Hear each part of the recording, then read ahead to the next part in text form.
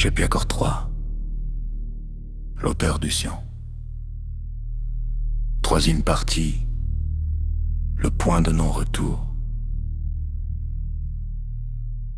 Je ne me suis arrêté de courir qu'une fois rentré dans mon immeuble. J'ai claqué la porte d'entrée derrière moi si fort que le bruit a résonné dans toute la cage d'escalier. Personne n'est sorti. Avant, dans cet immeuble, un simple claquement suffisait à déclencher des insultes derrière les portes. Une plainte, un fermez la bordel. Maintenant, rien. Seulement le silence. Un silence lourd, malade, qui semblait absorber les sons au lieu de les laisser vivre. Je montais les marches 4 à 4. Mes jambes tremblaient. Mon souffle brûlait ma gorge. Et pourtant une pensée revenait sans cesse dans ma tête. Ça me suit. Je ne savais pas si c'était vrai. Je n'avais entendu presque aucun bruit derrière moi dans le parc et c'était précisément cela qui me terrorisait. Pas des cris, pas une course sauvage, pas une rage incontrôlable. Non. Quelque chose de calme, patient. Quelque chose qui savait attendre. Je verrouillai ma porte immédiatement, puis une deuxième fois, puis je poussai la table contre l'entrée, le canapé, une bibliothèque. Le moindre bruit du bois frottant le sol semblait énorme dans l'appartement. Je respirais trop vite.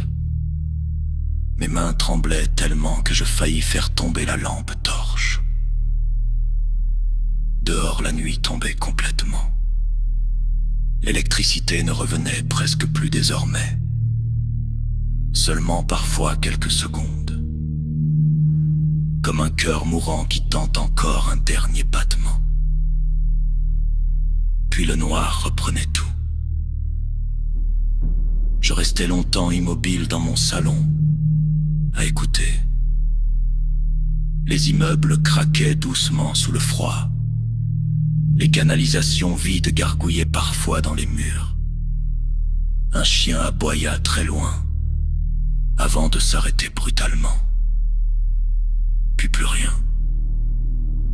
Je regardais mes mains. Elles étaient couvertes de terre humide et de sang. Je ne savais même pas à quel moment j'avais touché le sol près du corps.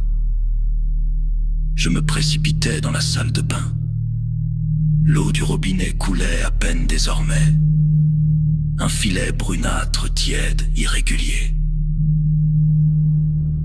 Je frottais mes mains longtemps, mais l'odeur restait. Cette odeur métallique épaisse, vivante.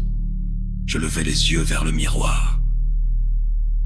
Et pendant une seconde, j'ai cru voir quelque chose changer dans mon propre regard. Pas physiquement, plus profondément. Une tension étrange dans mes pupilles. Comme si mon cerveau essayait lui aussi d'apprendre autre chose. Je reculai immédiatement. Non. Le mot sortit tout seul. Petit. Fragile. Humain. Je restai plusieurs minutes face au miroir sans bouger. Puis un bruit monta du plafond, un frottement lent, comme quelque chose qui rampe. Je levai la tête instinctivement. L'appartement du dessus était vide depuis des semaines. Enfin, je le croyais. Le bruit recommença. 3 pas, puis silence, puis encore 3. Pas une marche humaine normale, quelque chose de plus bas, comme un poids réparti autrement sur le sol. Je coupai immédiatement ma respiration. Le frottement s'arrêta lui aussi, comme si la chose au-dessus écoutait en même temps que moi.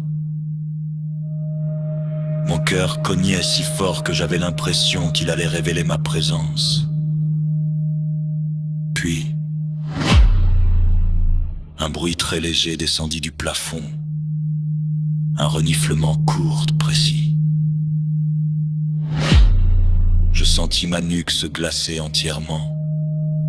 Cette chose me cherchait. Ou peut-être, elle vérifiait simplement si j'étais encore là. Je reculai lentement jusqu'au salon sans quitter le plafond des yeux. Et c'est là que je compris enfin ce qui venait de mourir dans notre monde. Ce n'était pas seulement l'électricité, ni l'eau, ni les réseaux. C'était la frontière. La frontière invisible qui séparait encore l'homme du reste du règne animal. Pendant des siècles, nous avions cru être différents grâce à nos villes, nos lois, nos machines, nos religions. Mais tout cela reposait sur une chose fragile. Nos émotions, l'empathie, le remords, la peur de faire souffrir. Et maintenant que ces choses disparaissaient, quelque chose d'ancien remontait à la surface. Quelque chose qui avait toujours été là, endormi sous des milliers d'années de civilisation. La faim. Pas la faim humaine, pas celle du ventre, une faim plus primitive. La faim du vivant quand il cesse de considérer l'autre comme son semblable. Je regardais la fenêtre noire comme un salaud. Mon reflet semblait déjà appartenir à quelqu'un d'autre. Et pour la première fois depuis le début de tout cela, je compris une vérité monstrueuse. Le monde est traversé par une catastrophe, une chose d'espèce.